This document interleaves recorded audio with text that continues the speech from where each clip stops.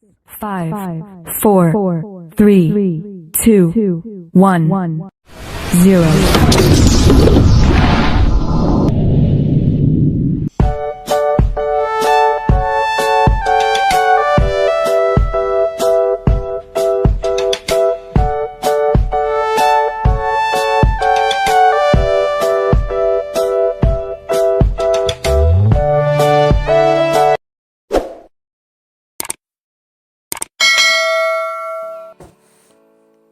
Halo semuanya, Assalamualaikum warahmatullahi wabarakatuh.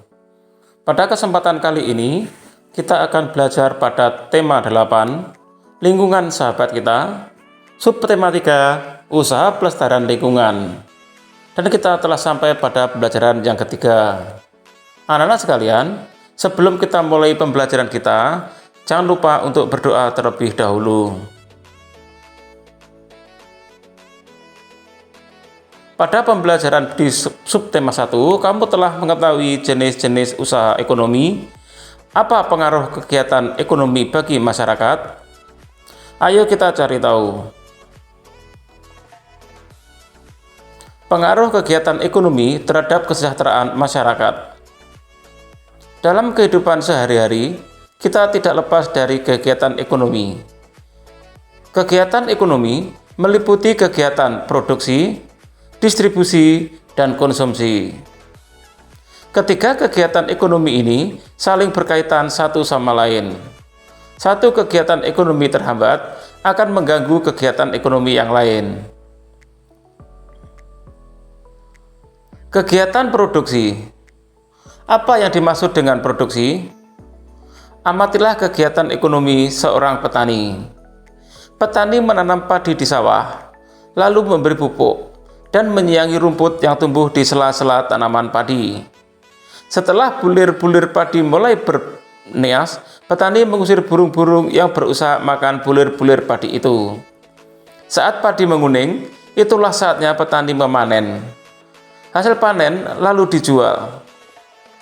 Dari ilustrasi tersebut, petani telah melakukan kegiatan produksi. Jadi, produksi adalah kegiatan yang dikerjakan untuk menambah nilai guna suatu benda atau menciptakan benda baru sehingga lebih bermanfaat dalam memenuhi kebutuhan. Orang yang melakukan kegiatan produksi disebut produsen. Kegiatan produksi berpengaruh terhadap kesejahteraan pemilik sumber daya ekonomi dan produsen. Sumber daya ekonomi adalah barang atau jasa yang dapat memberikan manfaat atau keuntungan. Sumber daya ekonomi dapat berasal dari sumber daya alam atau sumber daya manusia. Dalam kegiatan produksi, pemilik sumber daya ekonomi akan memperoleh balas jasa berupa sewa, bunga modal, atau gaji. Dengan balas jasa ini, pemilik sumber daya ekonomi dapat memenuhi kebutuhan hidup. Sedangkan bagi produsen, kegiatan produksi menyebabkan produsen memperoleh keuntungan. Keuntungan tersebut digunakan untuk menjaga kelangsungan usaha dan memenuhi kebutuhan hidup.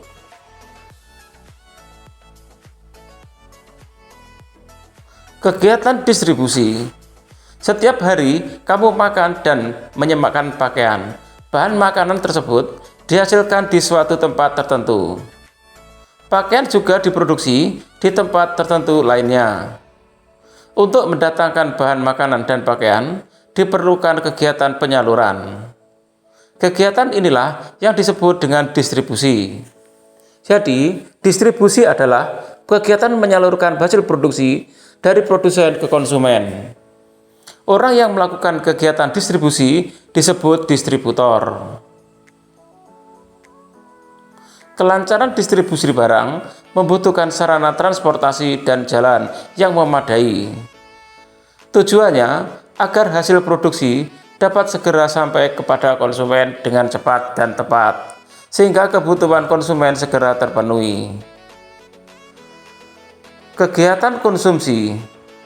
Perhatikan aktivitas teman sekolahmu ketika waktu istirahat. Ada yang jajan di kantin, ada pula yang makan dari rumah. Jajan di kantin dan makan bekal dari rumah termasuk kegiatan konsumsi.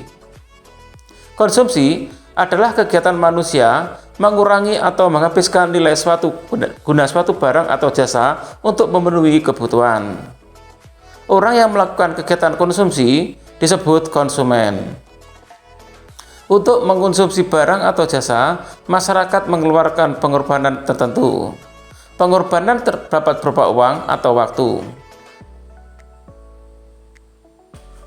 Anak-anak sekalian, berdasarkan uraian tersebut, kita mengetahui bahwa kegiatan ekonomi dapat berdampak positif terhadap peningkatan kesejahteraan masyarakat.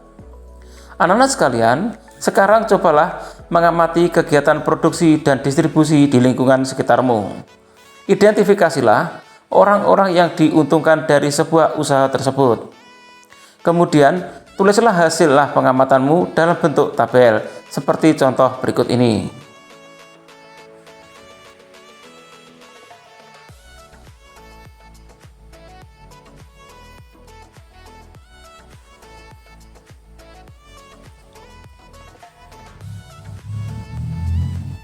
Anak-anak sekalian, keragaman jenis ekonomi menimbulkan keragaman sosial dalam masyarakat. Keragaman tersebut memberikan beberapa keuntungan. Di antaranya, pertama, tersedianya semua kebutuhan manusia, baik barang maupun jasa. Kedua, tumbuhnya sikap saling menghargai sesama warga. Ketiga, saling menghargai keragaman ekonomi masyarakat. Keempat, meningkatkan kesejahteraan warga masyarakat. Dan yang kelima, terbukanya berbagai lapangan pekerjaan.